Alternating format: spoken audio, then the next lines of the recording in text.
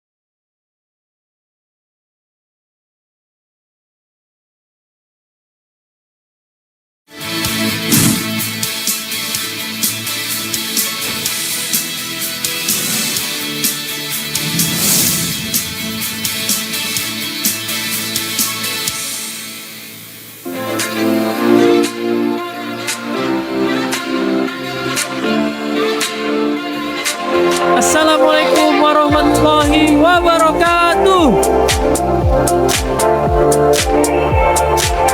Selamat pagi, selamat datang di acara Semangat Awal Tahun 2026 by IDN Times. Tangan dong teman-teman.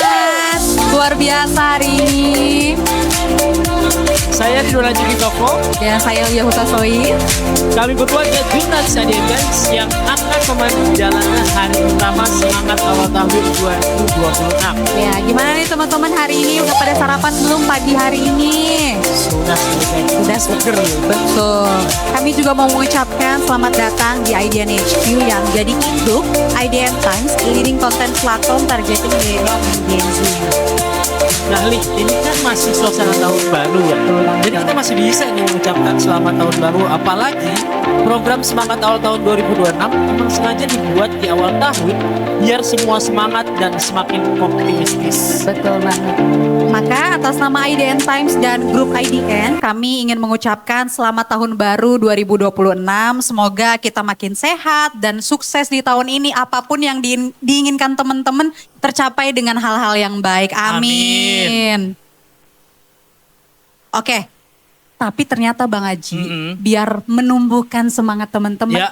program ini, acara ini tuh punya yel-yel. Pasti. Tapi yang ngajarin Bang Aji aja. Kok gitu ya? Gitu. Oke, baiklah. Nah, jadi teman-teman dan hadirin semua, kalau saya bilang semangat awal tahun 2026, teman-teman nyaut ya dengan semangat Dong, gitu ya. Enak ya. Nggak tahu gue Diulang ya nadanya ya. Pokoknya ya. Pokoknya nadanya ikutin Lia ya. Ikutin aku. Ya. Oke, coba Bang Aji. Oke, kita coba ya.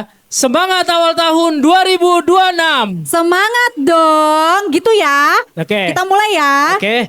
Semangat awal tahun 2026. Semangat dong. Sekali lagi Bang Haji, belum panas semangatnya. Oke, semangat awal tahun 2026. Semangat dong. Tepuk tangan dong Tepuk sekali lagi tangan buat kita semua pada hari ini. Alhamdulillah. Nah, acara SAT atau semangat awal tahun 2026 ini digelar selama 2 hari sampai besok dengan narasumber yang luar biasa, keren dan ahli di bidangnya masing-masing. Teman-teman juga bisa cek langsung di media sosial IDN Times.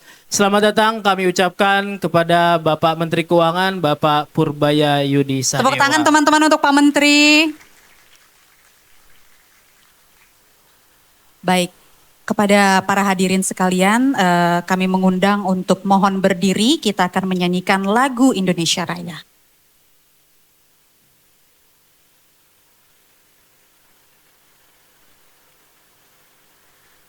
Menyanyikan lagu kebangsaan Indonesia Raya.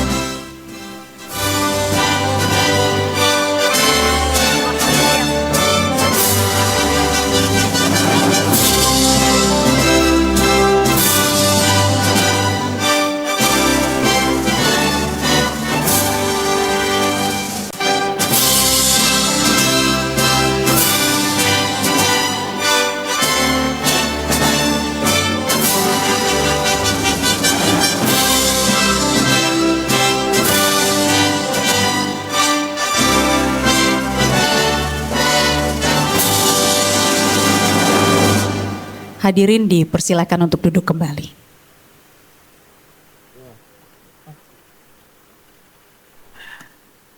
Hadirin sekalian, kami juga ingin mengucapkan terima kasih kepada pihak-pihak yang mendukung terlaksananya acara ini. PLN Mobile, semua makin mudah.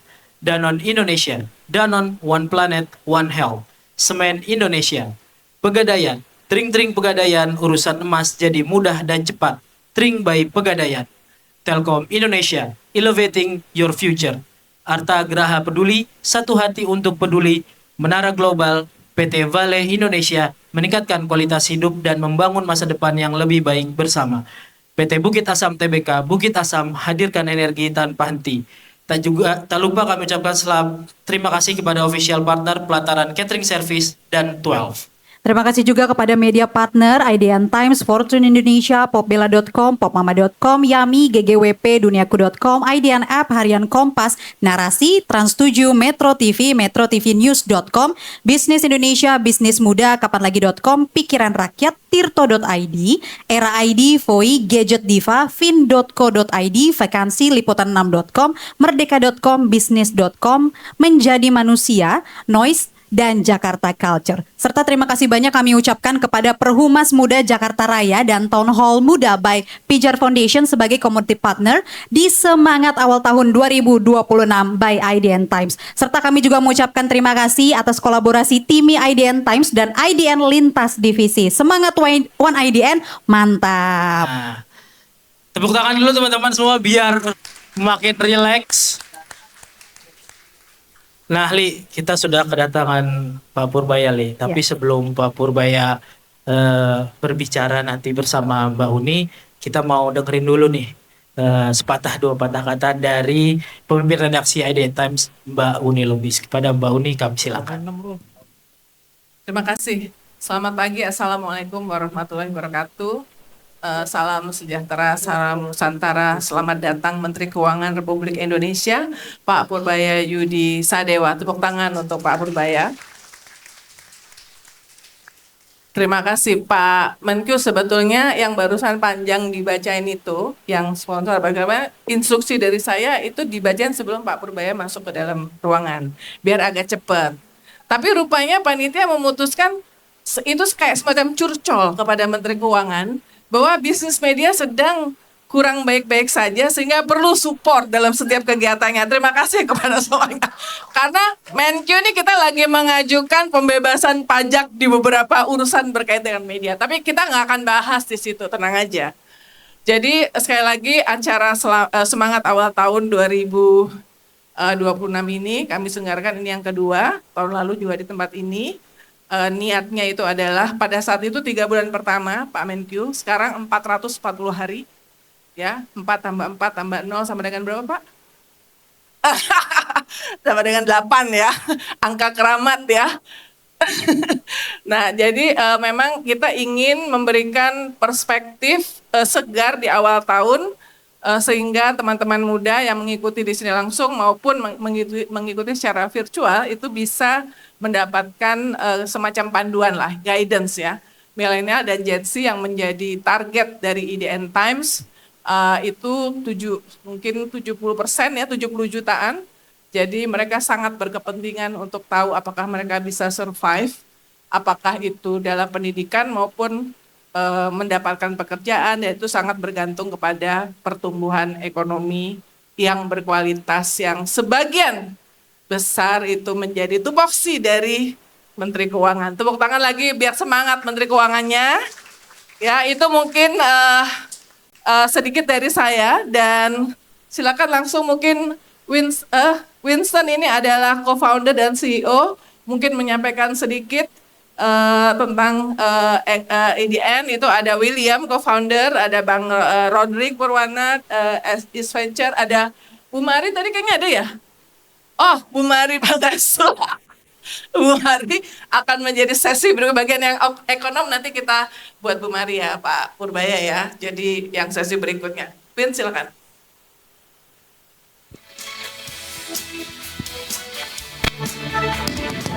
Selamat pagi semuanya, selamat pagi Pak Menteri Keuangan, Pak Purbaya, selamat pagi semua hadirin. Singkat saja dari saya, selamat datang di IDN, selamat datang di Semangat Awal Tahun 2026 by IDN Times. Jadi tahun 2026 itu tahun yang spesial untuk kita. Ini kalau menurut CEO Pak, ini adalah tahun kuda habis ini. Nah, di tahun kuda, kenapa spesial? Karena kita juga mulai di tahun kuda 2014. Jadi tahun ini adalah tahun ke-12 IDN lahir, dimulai dari IDN Times. Jadi IDN Times adalah produk pertama yang kita lahirkan. Sampai sekarang kita expand ke beberapa kategori dari sisi digital media, dari sisi live streaming, microdrama, entertainment. Kita ada idol group JKT48, music festival seperti Pesta Pora. Kita juga ada creators economy business. Jadi kenapa kita lahir dari awal, tujuan kita cuma satu, untuk menjadi suaranya generasi muda, suaranya millennials dan Gen Z. Jadi lebih dari 90% pembaca kita, user kita adalah generasi muda, millennial, Gen Z, dan sekarang sebentar lagi adalah generasi alpha. Jadi kita benar-benar ingin menjadi sebuah platform, sebuah media, sebuah company yang berfokus pada generasi muda. Karena apa? In the end, the future leader of Indonesia going to be the young generation. Jadi itu aja dari saya. Terima kasih banyak atas supportnya, kehadirannya. Terima kasih sekali lagi semuanya. Selamat pagi. Terima kasih. Langsung aja ya.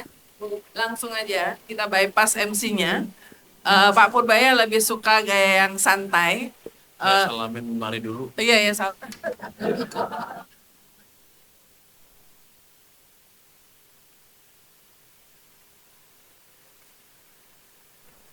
Tahu nggak kenapa saya salam dia? Kenapa? Biar dia nggak ngetik saya nanti pas ngomong. Jadi dibaik-baikin dulu ya? Baik-baikin dulu. Oke. Pak Purbaya ini kan Senior. ya senior apa namanya? Ya senior kita semuanya. Sebenarnya kayaknya di ruangan ini paling senior ya, Bu. Paling kayaknya kalau dibilang senior berarti tua ya. Enggak, tapi penampilan tetap muda. Nah, Pak Purbaya ini luar biasa ya. 3 bulan, masuk bulan keempat langsung trending topik terus ya. Dimanapun, nggak di media, nggak di media sosial. Saya mungkin mulai dengan nanya, sarapannya apa Pak? Kok bisa trending topik langsung gitu Pak? Langsung ngegas gitu loh. Saya juga sebenarnya bingung kenapa jadi trending topik. Kan yang saya kerjakan yang biasa aja Bu ya. Bu Mari pasti tahu. Cuman Bu Mari nggak punya tool ke sana. Saya kerjain aja yang ada di kepala orang-orang itu. Selesai. Oh, jadi menangkap nih apa yang ada dalam benak presiden, kemudian masyarakat juga semuanya gitu ya? Kita menangkap apa yang di benak presiden, melihat keadaan di masyarakat, dan menggunakan ilmu-ilmu yang ada, yang Bu Mari juga udah tahu, untuk memastikan harapan mereka terpenuhi. Itu aja. Oh, tepuk tangan nih. Berarti kita boleh menitipkan harapan-harapan. Tapi satu lagi, ini cerita behind the scene nih, teman-teman. Jadi saya baru ngomong sekarang. Jadi Pak Purbaya itu kan dilantik tanggal 8 September, hari Senin. Hari Sabtu, tanggal 6, saya udah punya feeling. Karena kamu waktu itu kan diundang ke Hambalang sama Presiden. Sesi MBG, ya kan? Sesi MBG. Pak Purbaya yang semuanya MBG pakai seragam putih, terus yang tadinya 1 jam jadi 3 jam karena kita mendebat soal MBG, dan Pak Purbaya kayaknya nonton kita mendebat Presiden, mendebat Pak Dadan, duduk very quiet di pojok pakai batik, habis itu saya salamin mungkin karena saya kenal sama beliau. Yang lain yang pernah ngeliput ekonomi kan gak semuanya yang ada di situ. Waktu itu perasaan Pak Purbaya ngelihat 3 jam, kita ngomong sesi ekonomi akhirnya termasuk pertumbuhan 5,12 segala macam. Waktu itu Pak Purbaya apa ya kan dalam benaknya? Saya cuma lihat satu aja waktu itu. Kalau nggak salah Pak Prabowo kan berdiri terus. Tahan juga 2 jam dia berdiri. Itu aja. 2 jam lebih dia berdiri. Wah hebat ya presiden. Cuman itu aja. Tapi Yang lain- 3 jam jadi agak lumayan tahu tentang problematika MBG misalnya ya. Nggak, saya pelajari cara berpikir dia aja. Oh, gimana tuh? Ya, Apa itu? Untuk masyarakat, untuk rakyat, gitu. Oh, Cuma ada beberapa programnya mungkin masyarakat nggak berapa ngerti. Kenapa MBG bagi-bagi duit katanya? Itu kan salah satu pilar dari Summitonomics, iya, sebenarnya. yang dekat sama beliau, Summitonomics. Stabilitas yang bagus, terus pemerataan. Oke. Jadi dia satu lagi kan pertumbuhan ekonomi yang tinggi. Yang dia attack adalah 2 pilarnya tadi. Pemerataan yang pada akhirnya menemukan stabilitas. Jadi saya nggak pernah kritik program itu, saya pikir bagus program itu, malah kalau bisa implementasinya diperbaiki, itu aja. Tata kelola, ya. Nah, toh sama pada akhirnya kita perlu 2 itu untuk menciptakan pertumbuhan ekonomi yang tinggi. Oke, nanti akan ke situ. Tapi satu lagi. Terlalu serius ya? Ya, terlalu serius Kalau makanya. nanya serius loh. Padahal tadi udah bagus di awal ya, hurry, ketawa-ketawa. Ini orang Bogor ini ya. Ibunya beliau tuh hitungannya dosen saya gitu kan. Oh, dari IPB ya? Iya, Institut Publisistik Bogor katanya ya. Ada yang Institut bilang fleksibel banget. fleksibel banget dan bilang Institut Perbankan Bogor. Bogor. Nah, Pak, kata netizen, anak muda suka mikirnya gini, antara ekspektasi dengan realita. Ekspektasi ketika ditunjuk jadi Menteri Keuangan seperti apa? Realitanya seperti apa? Oh, ekspektasi kan kita udah ngapain ekonomi sudah cukup lama kan. Saya pikir kalau saya rubah kebijakannya sebentar aja akan balik ekonominya. Ternyata realitasnya iya ekonomi berbalik kan. Kalau kita lihat Agustus September kan turun ke level yang rendah sekali.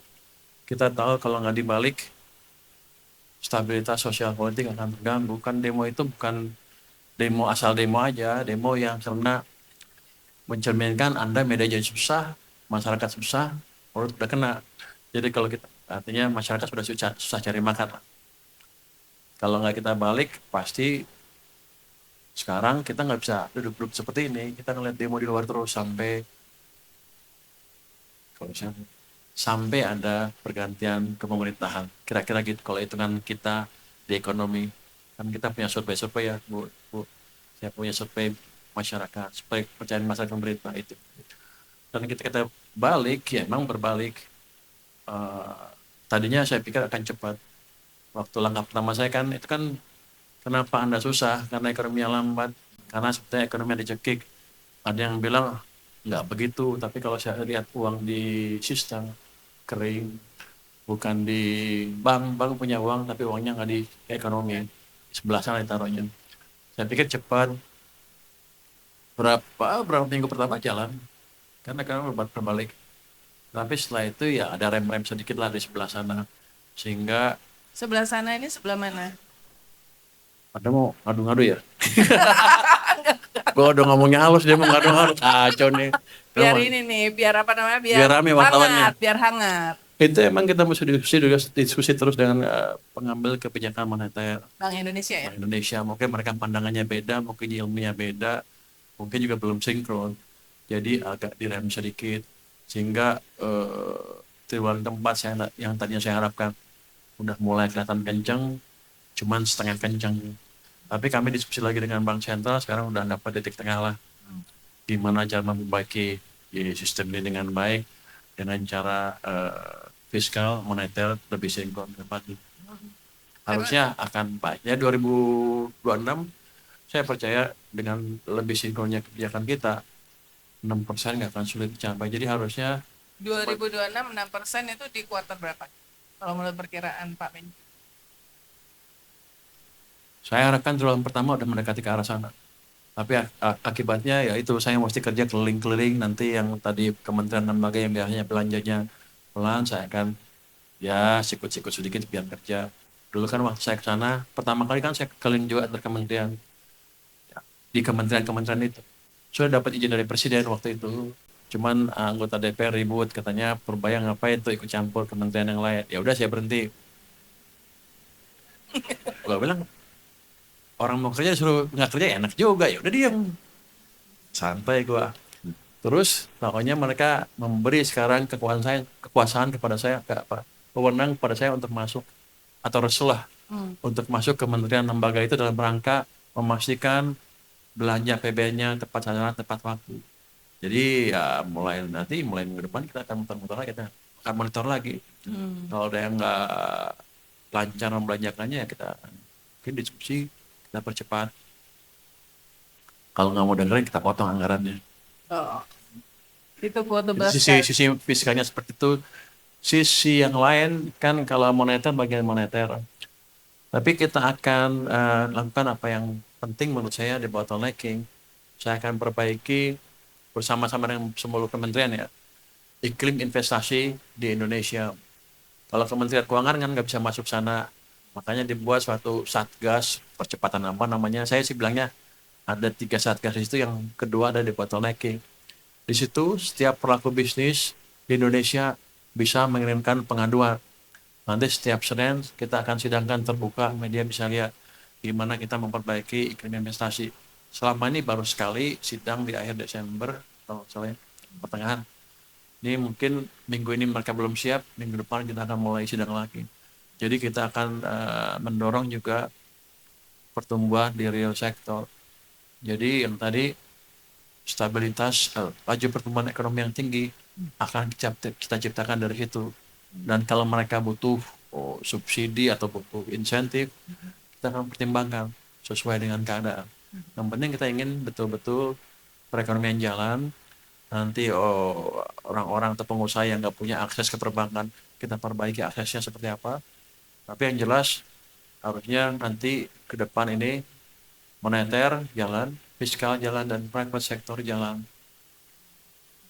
Nah, kalau boleh tahu yang membuat selama ini ada belanjanya itu seret ya, di KL itu apa masalahnya ya Pak Menteri, dan kenapa kok Pak Menteri yakin banget bahwa itu akan solve di triwulan pertama tahun ini? Anda kayak DPR ya, mau ngadu-ngadu saya dengan yang lain nih. Enggak. Tapi kan Itu dia komentar di medianya. Purbaya ngabrak-ngabrik kementerian yang lain.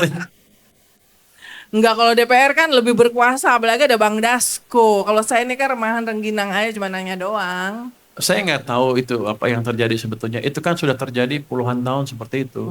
Kementerian lembaga nggak bisa melanjakan uangnya tepat waktu. Bahkan dulu terpaksa dibuat UKP 4 kan. Ya. Itu untuk monitor belanja kementerian lembaga dari bulan ke bulan.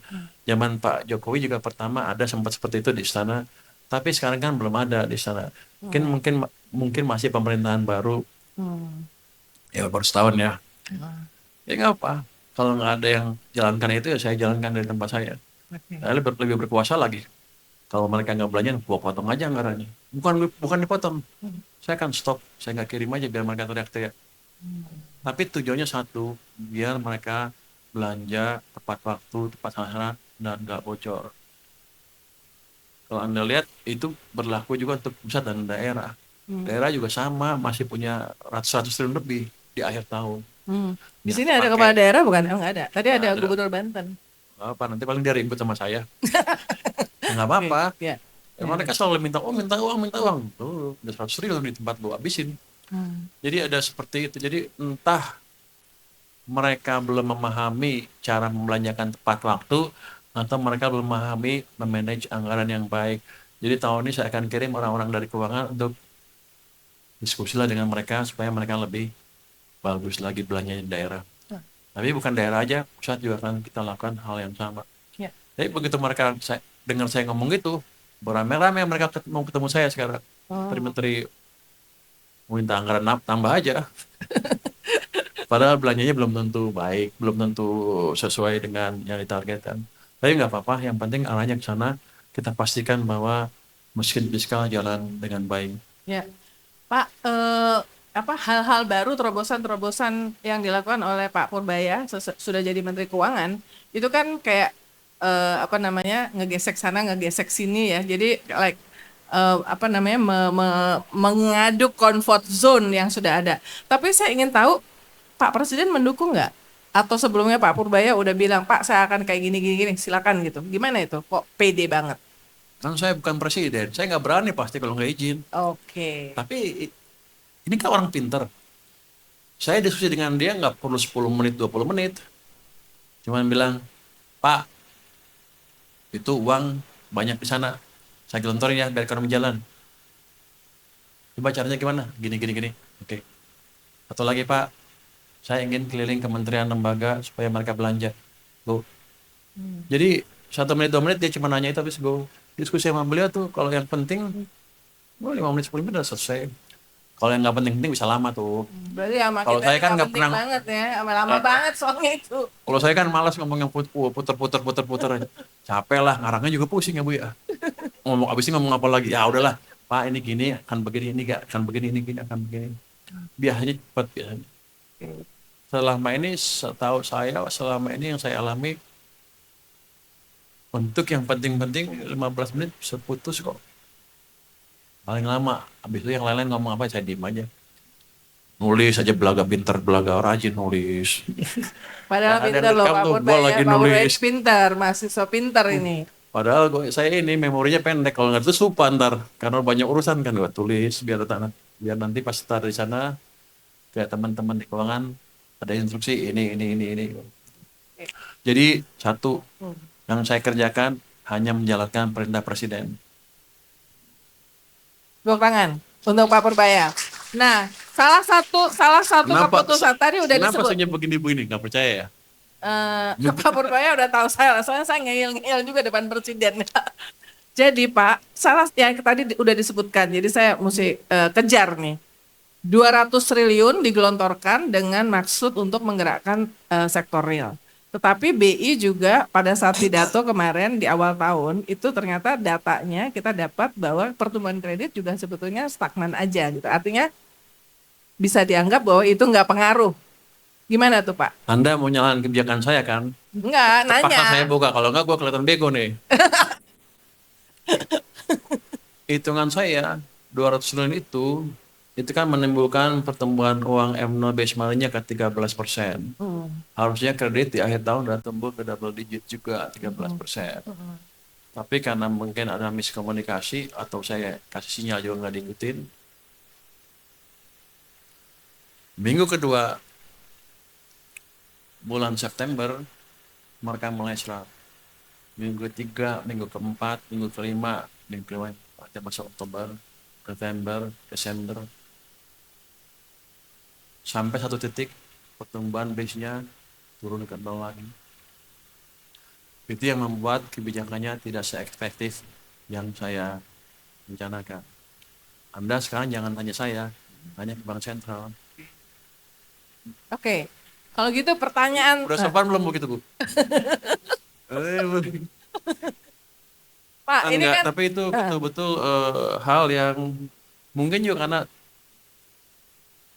monitoring data kan ada delay-nya. Delay berapa lama? Mungkin seminggu delay mereka ya. Publish dan mereka publish internal juga delay seminggu. Jadi taunya agak telat.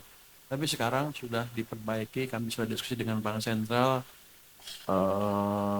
dapatlah titik tengah yang seperti apa untuk likuiditas di pasar. Harusnya sekarang sih sudah agak amat. Anda lihat kan, paling gampang lihatnya dari mata. Pertama saya lihat kan, kalau kredit bank kan agak lama, perlu 3 bulan, 4 bulan. Saya lihat di capital market. Pertama kali ketika uang banyak di situ, nggak bisa kemana, pasti ada sebagian masuk capital market, ke bond market, dan lain-lain. Itu pada waktu itu, waktu mulai injek kan capital market naik cepat. 8.000. Orang bilang nggak mungkin 8.000. Sekarang udah lewat kan. Terus yang saya lihat bond market seperti apa yieldnya. Tadinya yield punya saya itu udah turun ke 5,9, tiba-tiba naik lagi ke 6,3. Udah apa nih? Orang keuangan banyak nih yang monitor itu, tapi nggak ngerti kenapa naik. Nggak ngasih tahu saya juga. Monitor orang keuangan, gitu. Kalau lain kalau kasih tahu lo monitor yang betul. Begitu saya lihat, wah ini ada masalah, baru kita investigasi ada apa sih. Sempat naik ke 6,3, sekarang udah ke 6,0 lagi, artinya sudah masuk lagi, udah di arah yang benar. Terus kalau Anda lihat stock market kan naik sampai 9.000 walaupun turun lagi. Tapi saya yakin akan naik lebih tinggi dari itu kalau ekonominya sudah membaik terus. Dan nanti Anda juga di dunia media keadaannya akan berbeda dibanding tahun-tahun lalu. Oh gitu, Iya. gimana tuh? Maksudnya ini bikin penasaran, Pak. Kenapa Anda mendapat iklan lebih sedikit? Karena ekonomi melambat sehingga permintaan di masyarakat turun, sehingga yang pasang iklan pun untungnya pas-pasan. Dia pasti cut, kurangin. Pertama kali pasti dikat. Pasti itu, Anda dikat duluan, promosi dikat duluan. Tapi ketika ekonomi tumbuh 6 atau lebih dari 6, keadaan akan berbeda. Demand kencang, akan banyak kompetisi, akan banyak orang memerlukan advertisement. Anda akan hidup lagi. Jadi Anda harus mendukung saya, Anda nggak punya pilihan. Iya benar. Benar, Pak. Ya sebetulnya media tuh selama ini tuh selalu mendukung supaya ekonomi tumbuh, Pak. Karena termasuk yang terdampak Ya, soalnya. pertanyaan di sini, media Anda ada bagian research nggak? Pasti ada kan? Berarti risetnya nggak betul. Suruh belajar lagi mereka. Saya serius ini. Yang kalau boleh kritik saya yang bagus ya kritik saya pasti. Tapi saya yakin Anda nggak bisa kritik. Karena knowledge Anda jauh di bawah saya. Bukan karena saya so jago. Saya belajar. Anda nggak belajar. Anda nggak invest cukup kan? Ada berapa orang riset Anda? Orang ada 5. 5. Cover media apa aja? IDN aja. Oh. Berapa gaji mereka total? Karena gaji tuh bagian yang rahasia, saya aja nggak tahu gaji kan, orang lain. ini termasuk investasi. Anda berani invest apa enggak? Kalau Anda gajinya cuman kalau ada tulisan baru digaji, katanya gitu. Ada media yang kalau nulis Kita baru enggak digaji. sih, kita enggak. Karena lagi keadaan susah waktu itu. Ya riset juga asal-asalan. Gimana mau protes saya? Gaji saya cukup. Saya cukup punya waktu, punya orang di keuangan, apalagi sekarang di keuangan untuk melakukan research. Walaupun masih abal-abal risetnya sekarang sih. Saya suruh perbaikin sekarang Aduh, riset di keuangan. keuangan juga dibilang gitu. Enggak, nggak cuma saya di- lihat enggak. Saya panggil orang riset saya yang jagonya tuh market surveillance gitu. Oke. Ditanyain saya tentang pasar. Ya, ngomongnya yang backward looking banget. Surveillance pasarnya enggak ada. Baru saya sedang kembangkan supaya jago kayak saya lagi. Satu-satu lagi untuk mencapai Kan kita pertumbuhan. kalau optimisme mesti Iya, boleh optimis. Justru ini pertanyaan terakhir enggak? Mana aja saya Pertanyaan. jawab. Oke, mantap. Pertanyaan terakhir ini justru untuk membangun optimisme untuk mencapai pertumbuhan berkualitas, apalagi tadi Pak Menkyu sudah mengatakan yakin optimistis 6% di triwulan pertama 2022. Dan kita tak amin ya, kita tuh pengen banget. Dari segi sektor mana saja yang menurut Pak Menkyu bisa? Apakah program prioritas termasuk MBG apa segala macam itu juga ikut dan antara ya itu bisa membantu mendorong pertumbuhan ekonomi 6% tahun ini? Program prioritas kalau dijalankan dengan baik, multiplier efeknya banyak. TMPG itu program yang baik, tapi kan pelaksananya mungkin Anda juga tahu belum terlalu sempurna. Itu yang kita pastikan bisa lebih sempurna lagi ke depan. Karena saya sekarang boleh masuk ke mereka, saya akan monitor tuh dari bulan ke bulan seperti apa. Itu akan banyak multiplier ke supplier beras, supplier ikan, supplier daging, supplier telur. Itu kan demand sendiri kan. Tapi jangan sampai dia crowding out yang lain aja gitu kan. Sebelum juga ada bisnis itu kan. Mungkin impactnya ada kalau dihitung sendiri, tapi kan mereka kadang-kadang nggak hitung yang didesak keluar gara-gara itu. Tapi dari sisi stabilitas itu bagus. Program yang Danantara itu bukan baru, udah lama diperintahkan menjalankan 18 program unggulan yang hilirisasi. Mereka akan jalankan. Kemarin-kemarin mungkin lambat, tapi saya dengar banget dia dimarahin sama presiden. Kenapa lambat? Termasuk saya juga dimarahin, kenapa pajak dan bea cukai kayak gitu. Ya, itu. 1, 2. Itu yang program-program kementerian biasa, yang lain akan kita percepat. Jadi kita akan pastikan, kita usahakan mereka belanjanya tuh tidak hanya di bulan November, Desember aja, tapi mereka belanja Mulai dari awal, sepanjang tahun. Dulu ada yang saya bilang ke KM4, sekarang saya monitornya sendiri di orang keuangan banyak banget, jadi cukup itu. Terus apa lagi? Debat lagi. Ada, saya kadang-kadang bingung kenapa kita kalah sama Singapura dan lain-lain. Padahal kita marketnya di sini, tenaganya pintar-pintar di sini. Rupanya memang masih ada beberapa pihak yang mengganggu investasi di sini.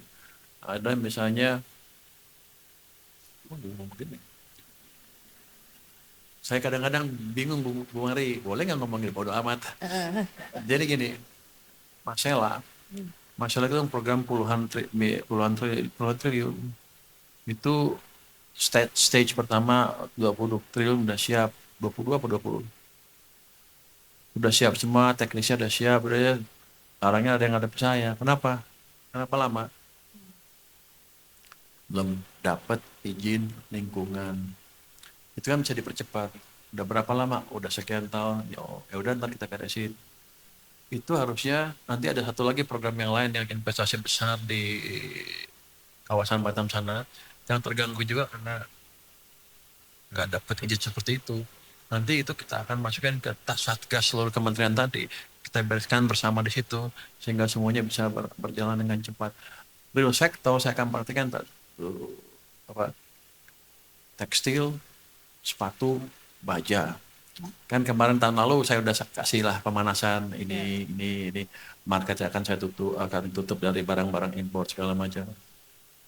Anda tahu banyak yang masih santai-santai aja tuh. Orang-orang di keuangan juga agak-agak aneh. Saya yang misalnya Bapres masuk, kan ketahuan tuh importernya siapa. Ada berapa pemain besar tahu. Oke, kamu cari deh tuh cukong-cukong yang besarnya. Saya tahu, yakin mereka punya. Kasih ke saya informasinya. Laporannya apa? Wah nggak bisa Pak. Itu susah sekali nyarinya. Udah begini, udah begitu. Lama kalau tahu lalu masuk angin ya. Itu masih terjadi, sebentar lagi kita bereskan. Saya nggak tahu berapa cepat bisa beresin, tapi kan ada gerakan tuh sekarang memperbaiki itu, ya biarin aja. Kayak gitu-gitu kan perbaiki, dan nanti saya harapkan saya akan, misalkan saya punya lembaga penjamin ekspor Indonesia LPI yang kemarin guncang-ganjing itu, saya bisa salurkan dana ke situ untuk membantu eksportir yang clear ekspornya, yang sulit mendapatkan akses ke perbankan. Jadi perbankan kita juga masih malas kasih pinjaman karena asik bisa naruh di sana dengan spread yang cukup ya. Jadi nanti kita akan perbaiki itu. Kalau nggak jalan lagi, saya akan masuk ke Danantara mungkin, dan saya pengawas itu ngasih masukan ke mereka juga supaya banknya bisa lebih aktif memberi pinjaman. Jadi itu akan menggerakkan ekonomi kita dengan lebih ramai lagi. Kalau hitungan saya, kalau zaman dulu Pak SBY monetary policy aja atau private sector aja bisa menurunkan ekonomi 6%. Pemerintahnya santai-santai. Mari zaman SBY itu. Tapi pada waktu zaman Jokowi, Pak Jokowi bangun semua infrastruktur, banknya nggak ngebangun karena uangnya ditaruh di 5-7% pertumbuhan uangnya. Nggak ada kredit Bu, cuma 7%, ya tumbuhnya cuma 5%. Sekarang ini kita mau pastikan kedua mesin utama itu tumbuh, private sama government. Di atas kertas gampang. Ini masih ada perlawanan, nanti kita beresin, pasti bisa. Jadi Anda nggak usah takut, 6%, ya kalau nggak triwulan pertama, masih dikit lah. Tapi hanya kita bergerak ke arah sana. Nanti Anda mulai rasakan mungkin bulan Maret ke sana, order naik lah. Oke, Untuk media. amin. Tepuk tangan untuk Menteri Keuangan. Sebetulnya kalau sama Pak Purbaya ini 2 jam tidak cukup, tapi nanti saya diomelin sama Mbak Puspa dan Pak Denny. Dan karena waktunya, yang pengen ketemu sama Menteri Keuangan ini ratusan, ya. Tapi saya men-save untuk acara ini. Jadi sekali lagi terima kasih dan sebelum meninggalkan kami ingin memberikan IDN Times 2025 Inspiring Newsmaker. Saya rasa nggak perlu ditanya karena memang I think the biggest newsmaker meskipun baru 4 bulan di tahun 2025 salah satu yang top adalah Pak Menteri Keuangan. Silakan.